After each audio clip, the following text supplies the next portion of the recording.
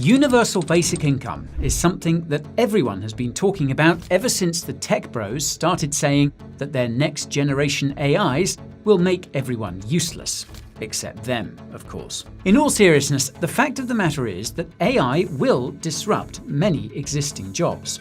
And this begs the question of what's needed to minimize this disruption, at least until the next generation of jobs comes around. Today, we take a close look at one controversial answer: to guarantee a minimum amount of money to every person each month. As you can imagine, this apparent solution may create much bigger problems, and it may not even be needed. Stay tuned. Believe it or not, but the idea of a universal basic income, or UBI, is a very modern one. Although the concept of giving a minimum amount of money to every person has been around for thousands of years, it seems it was mostly only discussed in the context of crime. Give people money so they stop stealing. The reason for this was probably because of corporal punishment. Petty crimes, like theft, often resulted in the thief losing a limb or indeed their life. This was a bit excessive for some philosophers who tried to find ways to reduce crime rather than challenge the norm of using cutting and killing as the cure-all. As a fun fact, it's not poverty that causes crime, but relative poverty. The bigger the wealth gap, the more crime you get. But that's a topic for another time. Anyways, it wasn't until the 18th century that UBI started being discussed in the context of supporting people due to changes in the economy. This is not surprising, given that this was when the first industrial revolution happened. It was the first time that jobs were disrupted by technology on a large scale. This technology consisted of new machines and manufacturing processes that could do the work of dozens of people with a single operator, especially in industries like farming. For reference, most people worked in agriculture prior to the first industrial revolution, so this was quite a big deal. The disruption to existing jobs accelerated in the 19th century during the second industrial revolution, which basically added things like electricity and chemistry to the manufacturing processes from the first industrial revolution. By the 20th century, discussions around UBI were becoming more commonplace. This was simply because a growing number of people were having their jobs disrupted by technology. The catch is that because most of these technologies were physical and involved operating machinery, it was quite easy for most people to find new employment in the growing field of manufacturing. The result was that the discussions around UBI never really materialized into policy, just because the job disruptions weren't that big. It's a similar story with the third industrial revolution, which began at the end of the 20th century and essentially involved adding computers and the internet to the existing mix. This transition, likewise, wasn't very disruptive to the job market. People just went from working with a machine to working with computers that controlled the machine. And because the economy was growing so much thanks to the post-war population boom, there were lots of new jobs to go around. Since the start of the 21st century, however, people have started wondering whether the next industrial revolution could be the one that finally disrupts the job market. This is because, over the last couple of decades, there have been significant advances in artificial intelligence, robotics, and gene editing. Logically, if you put all these ingredients together, it theoretically becomes possible to replace the need for humans in the existing chain of labor. So, instead of having a human working with a computer that controls a machine, you would have some sort of artificial intelligence working on the computer instead. In other words, the next industrial revolution could cut humans completely out of the equation.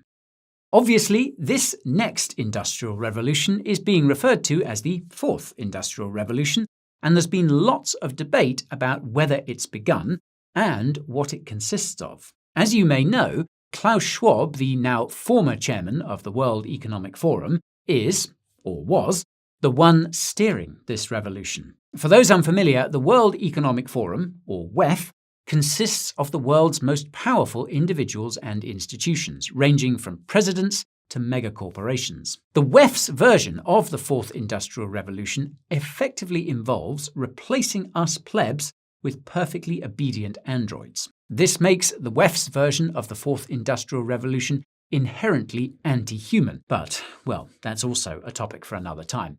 And by the way, if you're enjoying the video so far, be sure to smash that like button and subscribe to the channel and ping that notification bell so you don't miss the next one.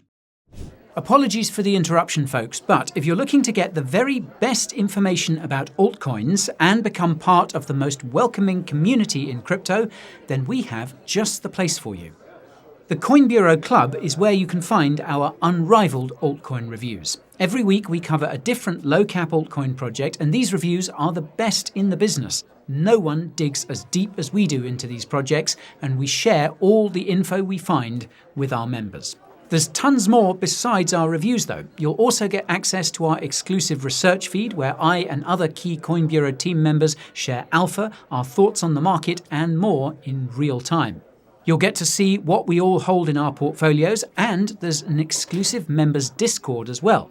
This is the place where you can chat directly with us, ask questions, and meet fellow crypto enthusiasts. The community there is the best you will find in the crypto space. Everyone is welcome, and you can talk crypto 24/7 if you so desire. There are loads of other benefits to being a Coin Bureau Club member too, so if you're interested, check out the link in the description below. And now, back to the video.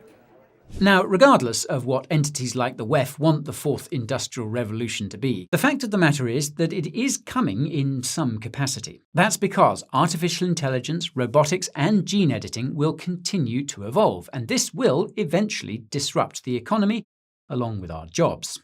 This has made UBI a hot topic in recent years, and it seems that the hype, or horror, began in 2019 when Democratic presidential candidate Andrew Yang promised to introduce UBI if elected in 2020. This so-called freedom dividend would give $1,000 to every American adult every month with nothing required of them in return. With over 260 million American adults, this would cost over $260 billion per month, totaling over $3.1 trillion per year. Now, at first glance, it seems impossible that this kind of program could ever work. Upon closer inspection, however, Andrew's UBI proposal makes, or made, a surprising amount of sense. Andrew's UBI proposal was partially based on an existing UBI program that's been available in Alaska since the 1970s. The Alaska Permanent Fund takes a portion of the profits made from the state's oil companies and shares it with every Alaskan once per year. Last year's payment was around $1,500. Now, Andrew's reasoning was that big tech companies are the new big oil companies and that data is the new oil. As such, his UBI proposal could and should be paid for by the big tech companies. And this makes more sense than you might think, because big tech companies are in fact sitting on unbelievable amounts of cash. At the end of last year, a dozen tech companies collectively held over $1 trillion of cash on their balance sheets. This enormous money pile is a consequence of the fact that most tech companies make incredible amounts of revenue but have minimal expenses. They also pay very little tax, allegedly.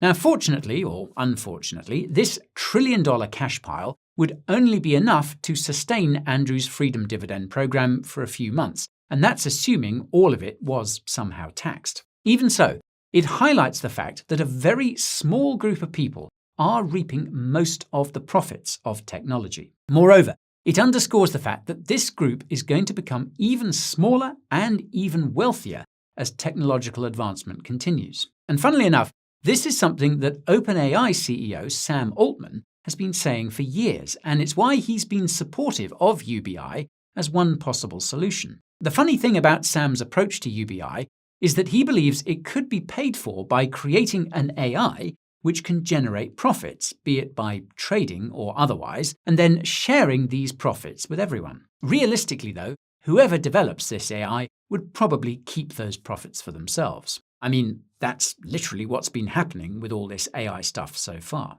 If you think about it, the only way Sam's AI trader idea would work would be to have some community-owned or state-owned AI that generates profits which it then shares with the community or citizens respectively. This actually isn't far off from the sovereign wealth funds found in countries like Norway. If that term is unfamiliar, Some governments took the Alaska model to the next level by using taxes and revenues from state-owned enterprises to invest in productive assets over the years. The result is that these governments have trillions of dollars of reserves to support their citizens financially if need be. Now, while giving an AI the power to play with this money is out of the question for the time being, it nonetheless proves that it is possible to fund a program like UBI without breaking the government's bank or crushing business competition. We'll come back, though, to whether UBI is even required later in the video. For now, though, let's assume that there is a way to make the maths work. Let's assume that there is a way to pay for a freedom dividend type UBI program without taxing big tech out of the territory or bankrupting the government by borrowing trillions. The bad news is UBI could actually make the existing wealth trends much worse. Specifically, UBI could result in an even greater concentration of wealth in even fewer hands. This ultimately depends on what's being done with the money that's being given out. If most of it is being spent on things like mobile phones and other gadgets, then it would just make big tech even bigger than it is now. At the other extreme, if most of the UBI money was used to pay down debts, then it could paradoxically result in deflation. This fundamentally depends on how the UBI is funded. If it's taken from taxes, then it would, in fact, result in deflation, as redistributed money would go towards paying down debts. As a fun fact, when debt is paid down, money is destroyed. And when the supply of money decreases, then the purchasing power of the money that remains increases, meaning things get cheaper and life becomes more affordable. In theory, this is a good thing and should probably be the endgame of any UBI program. The problem is that in practice, this is in fact a very bad thing because this deflation would make debts more expensive. In turn, this would cause all the powerful individuals and institutions who took on trillions of dollars of debt to default, forcing them to sell the assets that they bought with all that borrowed money. It's safe to say that can't be allowed to happen, hence why deflation is evil and inflation is inherently good, or so we're told. But this all assumes that UBI would be paid for by taxes and spent on repaying existing debts. If UBI is paid for by money printing instead and spent on products and services provided by megacorporations, well, it becomes yet another method of funneling money from the poor and the middle class to the rich. This is presumably why so many billionaires are fans of UBI. They know they wouldn't have to pay for it, they know where that money will be spent, and they know it means they will get richer. At the same time, though, some seem to be aware of the possibility that UBI could paradoxically cause their profits to fall. This is because of the effects that UBI could have on productivity, and this is where things get really interesting. As some of you will know, there have been dozens of UBI pilots over the years, and as most of you will know, the stimmy checks handed out during the pandemic were practically a form of UBI in themselves. Naturally, most UBI pilots have focused on poorer communities. As it so happens, 2 3-year UBI pilots published their results in July. One was conducted by a research firm backed by Sam Altman himself. The other was done by the National Bureau of Economic Research, a non-profit organization. What's interesting is that both pilots had the same key finding. When poorer people are given extra unconditional income, they use that added cash to work less. Put differently, they use that extra money to buy time. This is good news for the recipients of UBI, but bad news for overall economic productivity. More importantly, this phenomenon could cause UBI to fail. That's because if economic productivity declines due to people receiving UBI, then the government will have a harder time getting the taxes it needs to pay for UBI from both employers and employees. This would force it to print money. And as we all know, printing money causes inflation. The picture looks a bit different, though, when we expand this UBI to the general population. Whereas the poor use their pandemic stimulus to afford the bare necessities, it seems that more than half of the middle class use their stimmies to pay down debts, with the remainder spending it on goods and services. Look no further than the pandemic retail sales boom for evidence of that. Meanwhile, the wealthy seem to have used most of this money to invest in assets. Even though some folks in the middle and lower classes did the same, it didn't move the needle as much as advertised. Direct single stock ownership is one way to measure this, and it only rose from 15% to 21% during the pandemic. And some of you may also recall us doing a video about how much stimmy money went into crypto. A small fraction of the $270-odd billion that was handed out was thrown into the crypto market, around 58 million to be exact. It goes without saying this didn't really affect prices much, but boy did it make for a good narrative. Anyway, because all this de facto UBI during the pandemic was paid for using printed money, and because most of it was spent on goods and services provided by big brands, it resulted in record levels of inflation and even more extreme wealth concentration. Not a good outcome. So, what all this tells us then is that if UBI was ever to be introduced, it would need to be targeted at those who need it and done in a way that doesn't cause economic productivity to decline. The caveat is that this assumes that UBI will be needed to adjust to the next industrial revolution. It may not be. History suggests that all that will happen is that another link will be added to the chain of labour. To recap, the first industrial revolution involved adding machines to the mix. The second industrial revolution added more advanced machines to the mix. The third industrial revolution added computers to the mix. And this means it's likely that the fourth industrial revolution will just add AI, robotics, and gene editing to the mix in ways that we don't fully understand yet. It could be something as straightforward as humans leading teams of androids to do certain tasks, or even supervising them while they work on autopilot. There's just one problem though, and that's that even in this optimistic scenario, a large percentage of the population could still be left jobless. This is because of an uncomfortable truth that almost nobody talks about. Not everyone is smart, and the existing science suggests that intelligence is mostly genetic. Take a second to consider that the US military refuses to enlist anyone with an IQ lower than 85, as they can't find any task for them that doesn't require constant supervision. This suggests that people with an IQ of lower than 85 will have a hard time supervising androids and such. That is 15% of the population, by the way. Note that around 12.5% of the US population receives food subsidies. This is probably not a coincidence.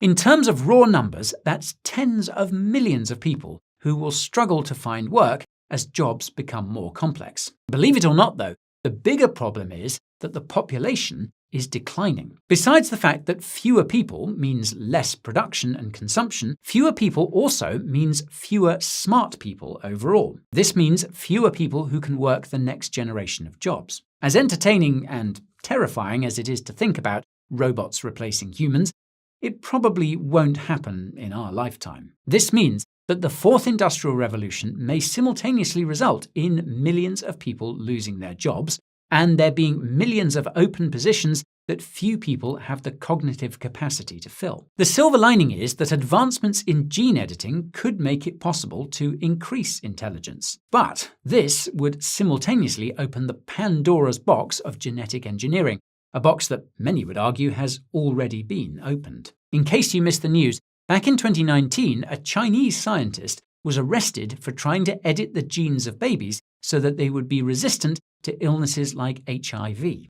It's not far-fetched to assert that similar levels of genetic editing are already taking place in secret labs around the world. Many have claimed that there are human clones walking among us already.